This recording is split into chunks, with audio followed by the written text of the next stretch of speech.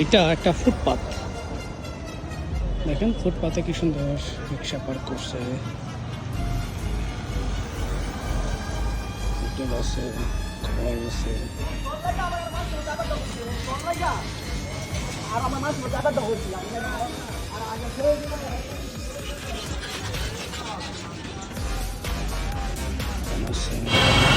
চা পানির সুব্যবস্থা আছে, বসার জায়গা আছে, তারপরে আরো কিছু রিক্সার গ্যারেজ আছে, সব অটো রিক্সা।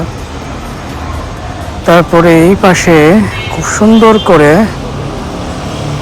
হাইব্রিড গাড়ির চার্জিং স্টেশন, না এটা হচ্ছে বাংলা টেসলা চার্জিং স্টেশন, বাংলার আবিষ্কৃত টেসলা, এবং তার জন্য চার্জিং স্টেশন বসানো হয়েছে এখানে।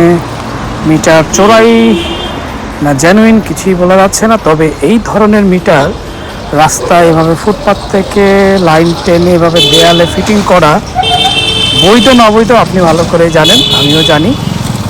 এখানে সুন্দর করে চার্জিং পয়েন্ট বসানো আছে, মিটারটা চার্জিং পয়েন্ট থেকে খুব সুন্দর করে অবৈধ অটোরিকশা চার্জ করতে পারবেন।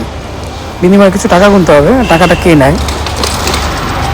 তারপরে রাস্তা সামনে যাব, মা এখানেও রিক্সা দিয়ে বন্ধ, এটাও ফুটপাথ বন্ধ আছে, রিক্সা দিয়ে ব্যারিকেড দিয়ে দেওয়া হয়েছে যাতে কেউ যাইতে না পারে।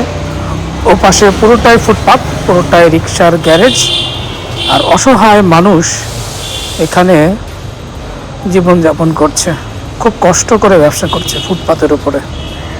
দারুণ না ব্যাপারটা? কীভাবে আপনি অটোরিকশাকে বন্ধ করে দিবেন? পেটের দায়ে তারা আজকে ফুটপাতে ব্যবসা করছে, ফুটপাত বন্ধ করে দিয়েছে এবং অবৈধভাবে সরকারি কারেন্ট নিচ্ছে।